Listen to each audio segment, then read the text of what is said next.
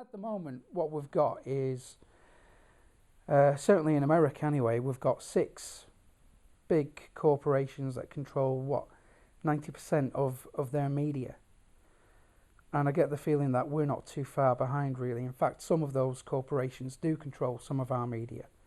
Well, Mick, we've gone from a situation in the 1980s where we had something like 30 or 40 reasonably large media businesses, including lots of different substratas of the BBC. I mean, they used to have many different newsrooms and also pretty much independent views from different parts of the country of the BBC.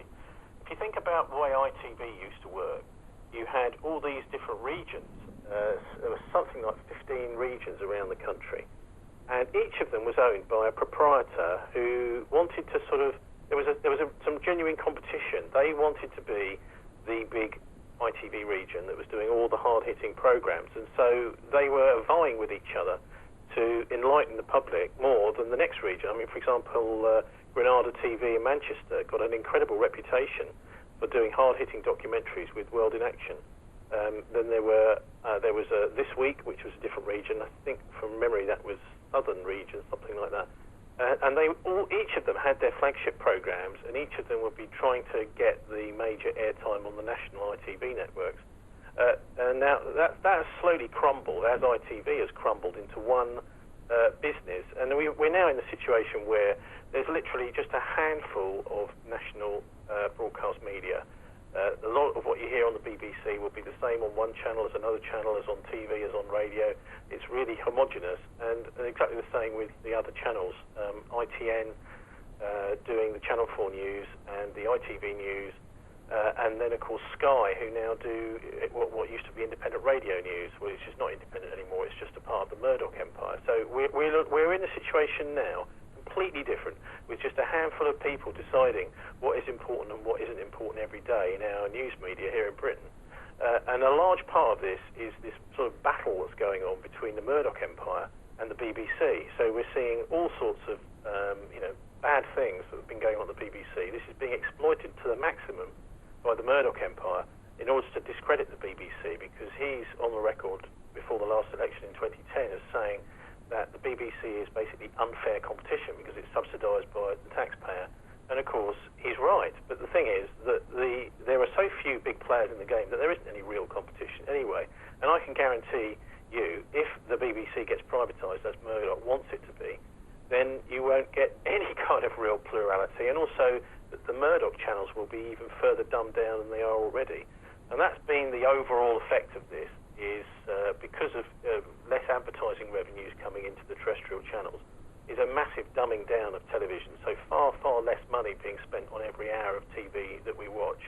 As the TV networks get into debt, they become much more reliant on advertising, and they basically what they do is they provide television programs and radio programs, the independent people anyway, that the advertisers want. So it becomes the whole of what we see in here, and the broadcast media particularly, just becomes a conveyor belt for the advertisers. The advertisers call the shots. They say, we want this kind of program, that kind of program. And the idea of any kind of real editorial independence slowly starts to crumble. But there are a few bits of light at the end of the tunnel, in that recently we've seen a bit of a surge in the investigative series Dispatches, which is there's competition from the BBC in Panorama, but Dispatches has been doing a far, far better job. It only seems that Panorama only ever seems to do anything useful or interesting when Dispatches is particularly good, or maybe as we saw with the Jimmy Savile scandal, Newsnight just fails to report it. I mean, that is actually the modus operandi now in the BBC.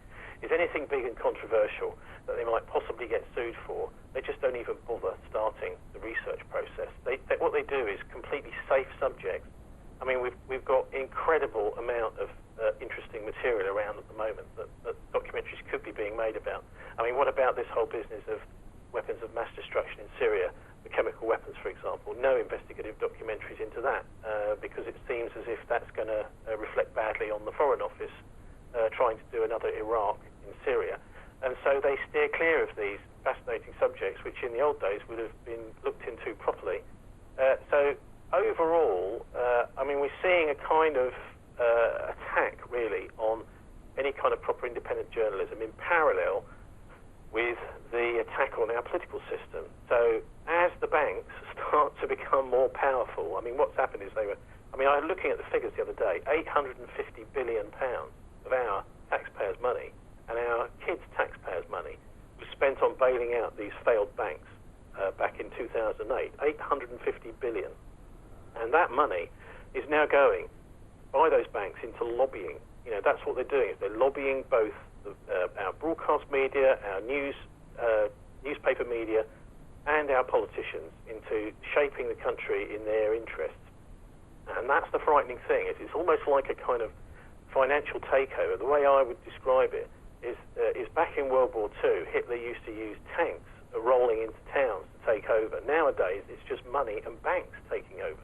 If you notice, many small businesses, in fact, many of them very, very good businesses, have been crumbling in the face of these massive multinationals who do tax avoidance schemes. And these, of course, these multinationals are all financed by the banks. And the banks have a tremendous amount of discretion. Say, for example, you as an individual proprietor of a massive multinational want to investigate a new market in genetically controlled crops so that all of the food that's being grown by farmers right across the Asian continent, for example, or here in Britain, they have to come to you for the seeds, that the natural seeds have been polluted, messed around with, and that you have to get seeds from them. This is a potential massive market.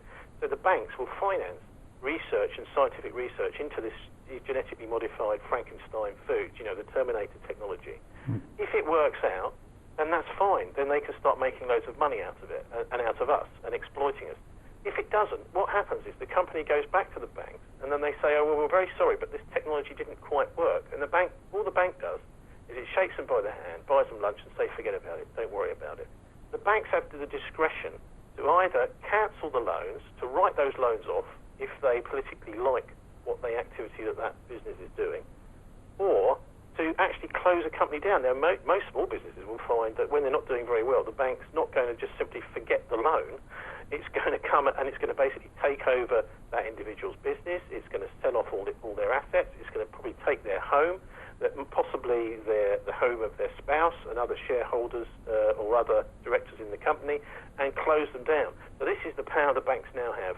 It's basically to either close down businesses or else to start up new ones that can survive on funny money and that don't even need to make a profit. And that goes for media companies too, of course. It's very, very difficult to compete in the media world now where, particularly in London, it's very obvious that all the newspapers are free. You don't pay for a newspaper. How could anybody set up a newspaper in London and survive? Almost impossible when all your competition is being given away for nothing. So you've got that side of things, and then you've also got the political parties which are being taken over. Essentially the top ends of all the political parties are now singing from the same hymn sheet. They all believe in this sort of global financial debt. Now, none of this debt is going to be repayable, completely impossible. After we've taken out this extra £850 billion worth of debt, there's no way that's ever going to be paid back. We're in a debt spiral or a death spiral. And the one solution to all of this for everybody in the nation, which is looking at not repaying this debt, defaulting on it, is the one thing that's not on the table. It's taboo. It's almost like we're over in the South Sea Islands dancing around as taboo natives because we're not allowed to talk about the simplest solution to our financial difficulties.